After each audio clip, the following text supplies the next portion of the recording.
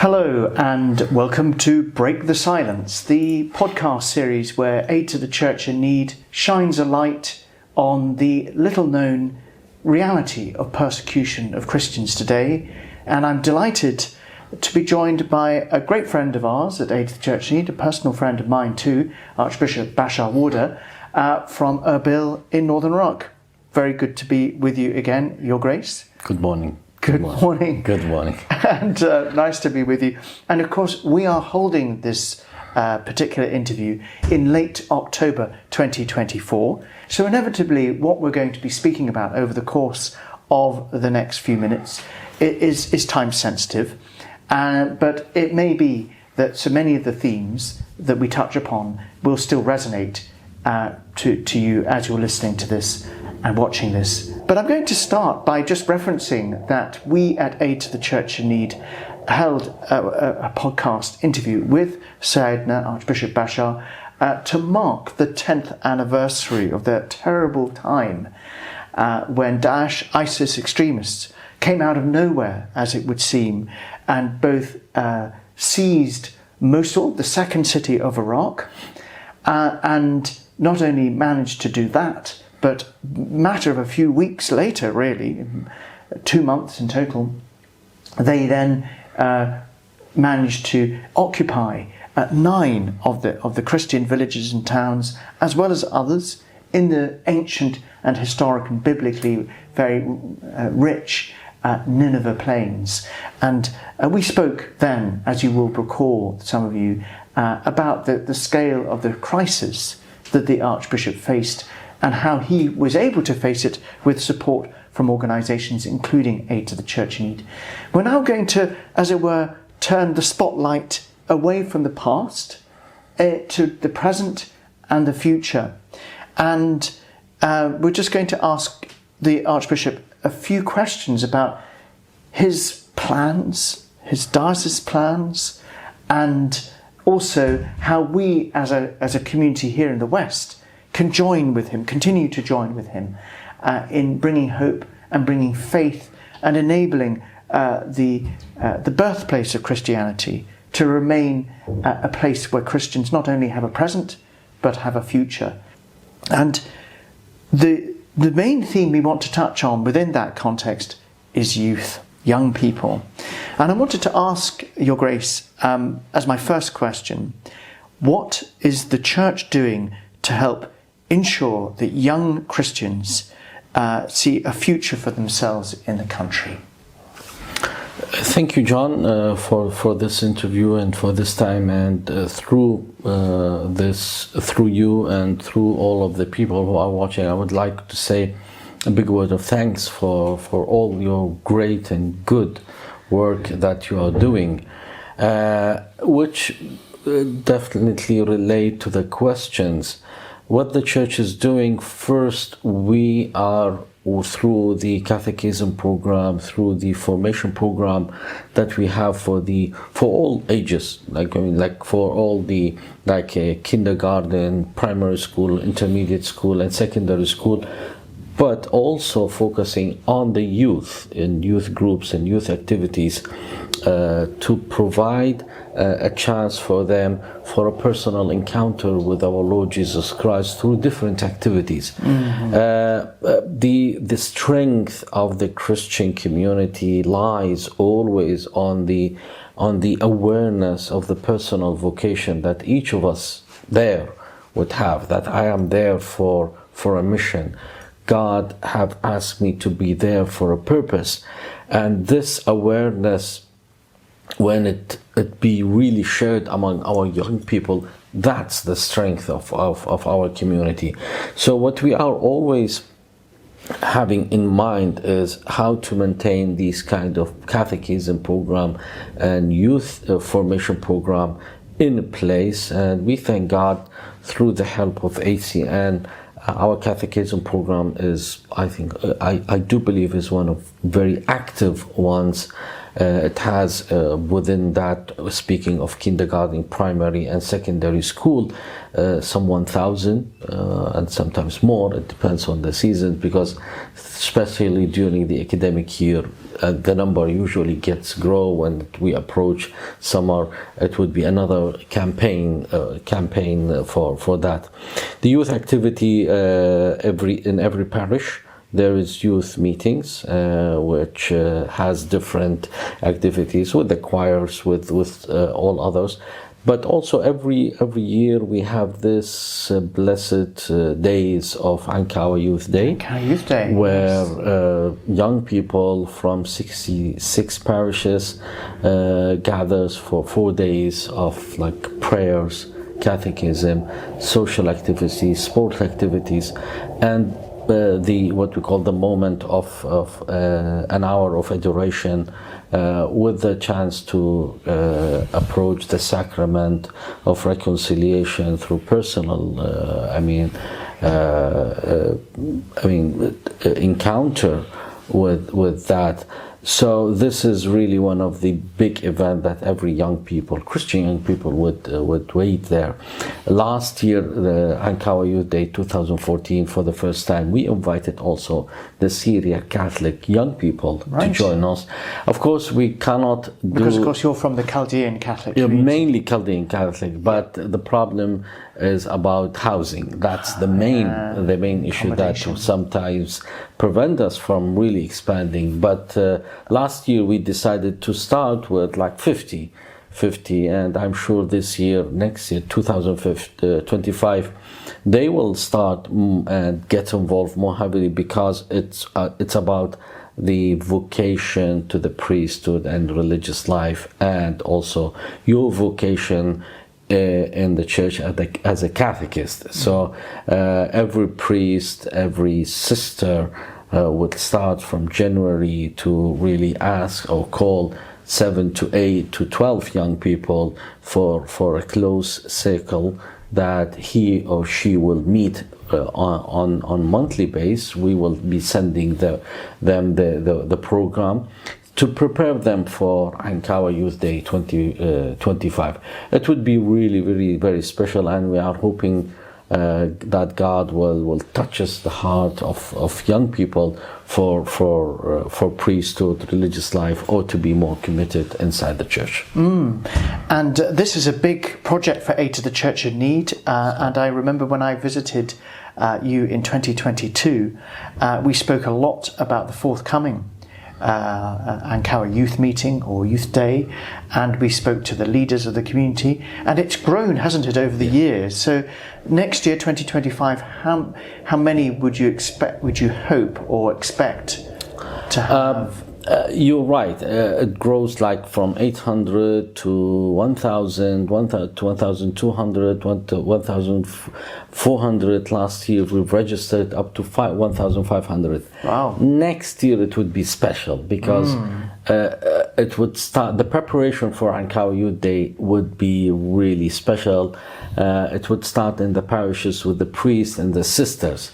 So we are not going to allow everyone to participate, but only those who prepared for it through these cycles of monthly meetings with the priest and the nuns. We are expecting 750. We are going to limit that, because when we meditate on and reflect on the sacrament of priesthood and on other types of vocations inside the church, we have to be really in a close circles of groups to meet. So that's why we are limiting next year the Ankawa Youth Days to only 700, maximum 750, to allow for more shares of personal experience that goes with the priests and the sisters who are going really to participate in a good number next year, because that touches first their lives, because the priest and the nun should be aware and willing to answer and to respond why you are a priest, why you are a nun, and this personal experience that they would have, it would be really shared among the young people, and hopefully this would be just a one questions of many that we are going to share with the young people during these days. So that's why next year we will be limiting the participants, but hopefully after that we will be going for hopefully 2,000 young people. Well, that's really this sense of going deeper into the matter, going really searching into the nature of Christian vocation, is so, I think, is strategically very, very wise. The sense that people are being asked to go and really question what it is about the Christian vocation that's so important and so life-changing. And if I may just reflect on one of the people you enabled me to meet when I was with you last, was a young sister who she'd gone with her family to Australia, and she'd come back with her by herself. Her family didn't want her to come back, and she'd come back specifically to be a sister. And she's a musician. And when I first saw her was at one of your youth meetings with hundreds of young people, and she was playing her guitar, and everybody was joining in, and she seemed so joyful. There was nothing lugubrious or downbeat, and she was communicating not only a sense of her commitment, but there was a contagious sense of commitment through her music. And she had an Aussie accent. But she was very, very committed, and she produced CDs of her music. Yes, you're right. I mean, what touches the life of everyone, and especially the young people, is to see the joy and to feel it. And because that it's not about giving answers, and that the joy that comes from the heart. Yes, it's a challenging call, as every call. Calling the call to form or to create a family. It's a challenging call. It's a challenging vocation. The same thing, helping and serving the church as a catechist, as a priest, as a nun, is also another challenging call. But if we want really to share this, we should really give it with joy. And the example of Sister Dina, Sister Grace, that you mentioned, it's just one of many examples that the young people are looking today to see the meaning of life in a joyful spirit of those who are serving the Lord. And that's really again, the strength of our presence there relies on how deeply we think about our vocation and how we are really committed to our vocations to serve the church there. And so both the Ankara Youth Meeting or Youth Day, and also the various catechetical programs you meet every week with parishes coming together. These are big projects for Aid to the Church Need over the years, and I've been privileged to witness them in action. Thanks to you took us to see one in action.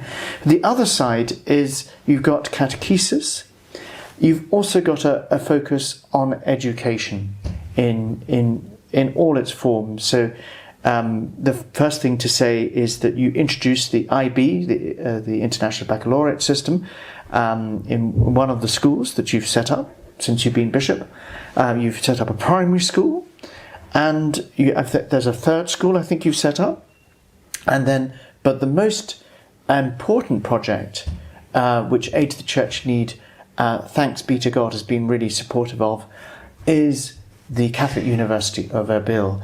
And this shows your breathtaking, I should say, audacity, not just courage, but audacity, that in the height of the Daesh insurrection, there you were not only grappling with the influx of all these displaced people who'd come to your home and were with nothing, and needed you to lead a process to rehabilitate them, not only through physical aid, food, shelter, medicine, but also psychological support to enable so many to go back as and when they could.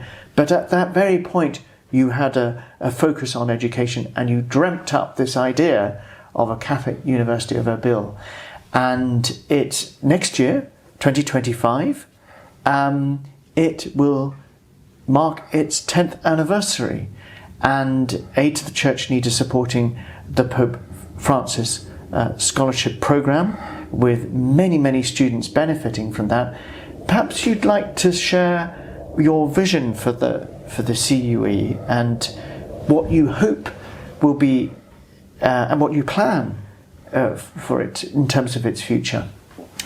Catholic University in Erbil is what we call a project of hope. Mm-hmm. And hope for us is not a wishful thinking. It's hope is really moving forward to where God is preparing us to be, and to act towards that and that. So in the midst of violence, where ISIS wanted really to wipe up Christianity from our land, we had to really listen to what God is telling us, that do not be afraid, I will be with you, and I will always be with you through not just these days, but be prepared for more challenging days to come. Yes, education was and still one of the means where we relate to others. Christians first, to again remind them of their personal Christian vocations, but also to others to tell them who we are as a Christian, followers of Christ. But with that, we also offer them the spirit of Christ through the study, through the encounter, relating to them, opening the whole university as an environment where as a healthy environment, where they could feel that they are respected, honored, their dignity, who doesn't matter if they are Christians, Yazidis, Muslims, just they are within that, as the Prime Minister of Kurdistan said last year in his commencement speech. He said, this is a sacred place. Wow. This is a sacred place, and I do believe in what you are doing. From someone like a Prime Minister and a Muslim to say this, and he's not obliged to say it unless he really felt that the presence is something different. So that's the mission of the Church. What we call a gentle presence, but an influential one. A gentle presence and influential. And through education, when you start really presenting in all of these centers the critical thinking, which is something alien for that region, because the region is always marked by memorizing and really we would like our young people to think critically, not just about their life, but about their faith. How you are going to deepen your personal vocation, your personal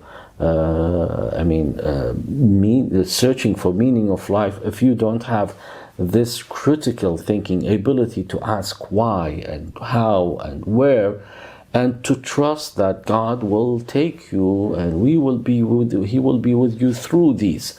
So CUE is a place of hope for us, that Christians have a word to say, and at the same time to tell everyone that we are here, and we will be here, and we are also an influential voice for our Lord Jesus Christ. Yeah, and there are two aspects about the CUE that I think, in addition to what you've just said about the gentleness and the influence with which Christians go about their enabling their presence to be felt in the land, but there are two other aspects that I think deserve particular reference.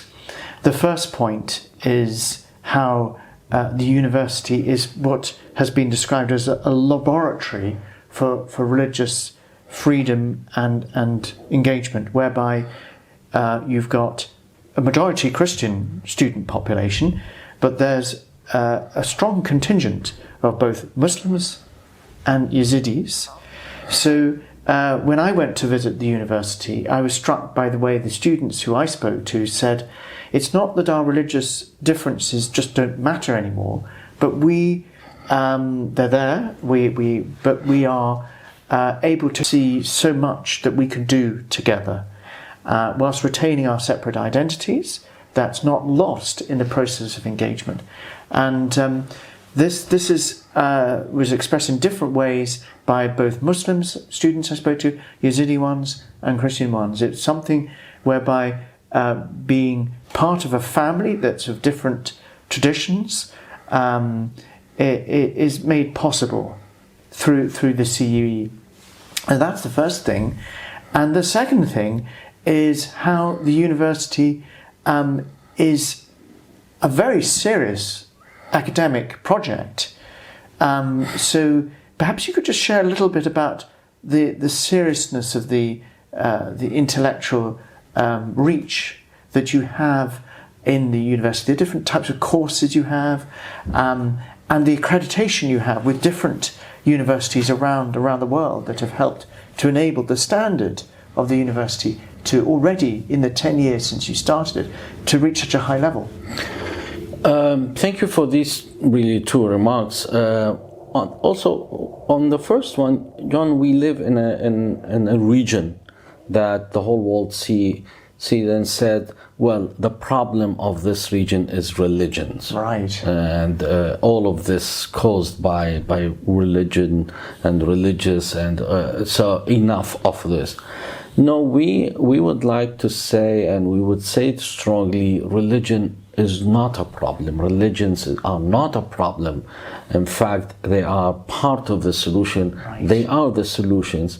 So not in that kind of debate, but an encounter for a dialogue of life, for a dialogue of life instead of interreligious dialogue. But no, the dialogue of life where when they are studying together and even traveling together to see different sides in the country, working on social activities together.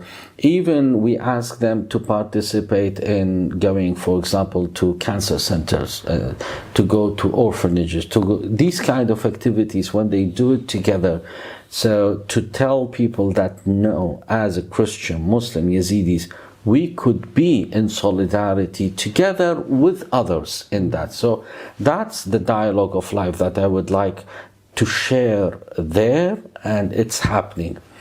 On the academics, yes, every year the rank of the university in Kurdistan and also in the whole of Iraq is just rising. And now we have like a memorandum of understanding with the Catholic University of Steubenville in Pittsburgh in Ohio, with Dallas and with Washington, with other universities in Europe, and here also in the UK. We are working with 4 universities to find a way forward, how we could really collaborate with each other, so by exchanging courses, or somehow the newly retired professors or some of the professors can come and visit. We at the university in Erbil, we are recording courses in English about the history of the Church of the East, which is going to be available for those universities if they would like to see spirituality of the Church of the East. A lot of these courses would be available hopefully within the coming 12 months. It would be recorded in our studio there and be shared with these universities. Last month we had a meeting of Board of Trustees, and we've decided to go forward with the Middle State accreditation. Wow. That's really a challenging one. Big. It will take us, I think, between 32 to 35 months to complete and finish, and it's going to really to require lots of work, teamwork there, and I'm confident, and I believe in my team there that they would be able to really finish this task successfully. Of course, we will be in need of help from those people who are experienced in this matter, and I would appreciate any help that it would be offered from any of your listeners and viewers, if they would say, yes, I can help in evaluating, in reading, in evaluating the papers, the documents, and also consulting. This would be also one of the helps that it would be always appreciated. Well, that's a challenge that His Grace has laid down for us, and any of you listening, that to work with him is a great pleasure, but it's also a challenge, and he rightly sets us a challenge, because his theme for the future of Christianity in Iraq is not just that we should survive, no. It's that we should thrive, and there's no real prospect for survival ultimately unless it has a vision of thriving. So this is key. And just, if I may interject with a little story which I've shared with His Grace. He invited me to meet some of the students, and there was one student in particular that I met through you at the university, and her name was Judy, and she's 18. She was 18 years of age at the time. This was 2 years ago. And I said to Judy, "Where are you from?" And she said, "I'm from Aleppo." I thought, well, that's not very close to Erbil. And she said that her family had fled to Erbil following the bombing that had devastated Aleppo. And I went there several times at the height of the civil war. And after one particular bomb fell so close to their home that they realized just how unsafe they were, they came to Erbil because they had already known that it was a focal point of Christian presence in the whole region. Yeah. And that's a tribute in itself to all that you've done over the years. And then she said that she had enrolled on as a student in architecture, which you reminded me yesterday. It's a 5-year course. Yes. And I said, "Why do you want to do architecture?" And she said, "I have a dream that one day I could go back to Aleppo and help rebuild my city." And as someone who'd been there and seen how so devastated Aleppo was, and sadly so much of it still is, this vision that she had is really building, excuse the pun, it's building on the vision that you have for your community and for the wider diaspora within Iraq and indeed the Middle East as a whole. So this is about being very concrete, practical and definite in terms of laying out a vision. And for us at Aid to the Church, the CUE, Catholic University of Erbil, is a real sign of commitment. Because of course the Church in Iraq has suffered a great deal. The numbers have shrunk. But this core remnant that remain, they have a vocation, you may say, I think.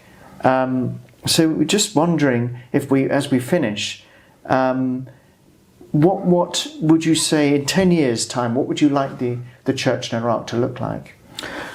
Well, I mean, as you said it rightly, for us, the Catholic University in Erbil also is a sign of hope that this is the Church of Iraq, that I would like to see an influential voice for Jesus Christ, for our Lord there, an influential voice in the life of young people, and the influential voice also in the life of Iraqis who would be able to have some of the leaders to study in this university and to tell a different story. That's possible. It's not something that we are going to create. No, this is the story of us as Iraqi, and I would be always willing and to help with anyone to make this possible. The voice of Christ should remain there and should be loud, gentle, of course, and that's always gentle, with gentleness and humbleness, that we be known as Christians. They keep telling us, the Muslims, that you are salt of the earth, and when we say why and how, they said it. You are just gentle people, humble people, peaceful people, truthful, committed, loyal.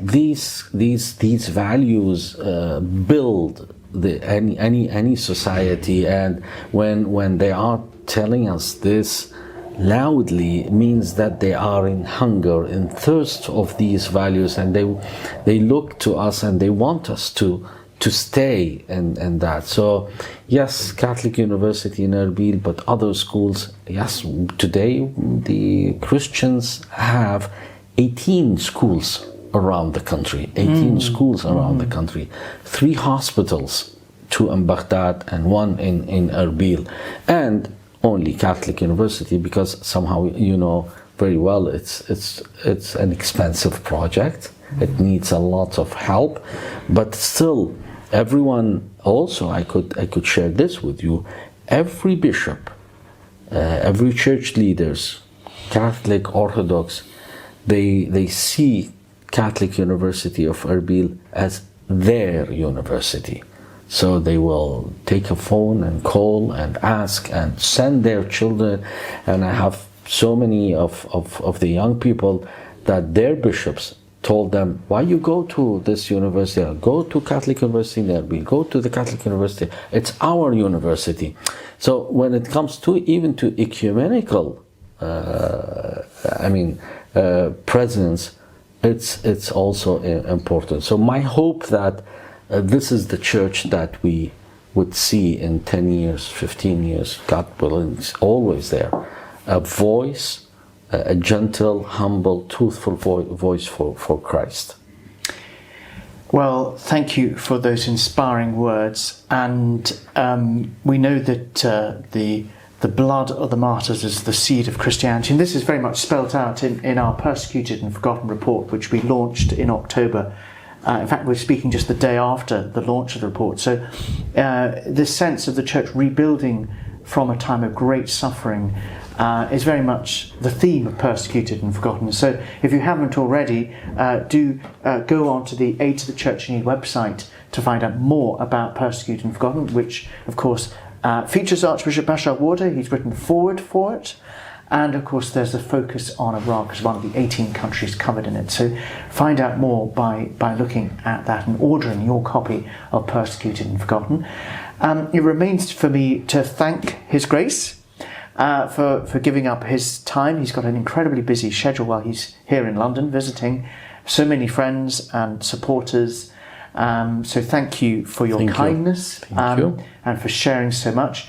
And thank you for listening. It's important for me to say, if you haven't already, please subscribe to our YouTube channel so that you can continue to receive more updates and information. And whatever you're doing, remember how the church in Iraq, the Christian community in Iraq, are witnesses to hope in a very troubled time. Thank you very much.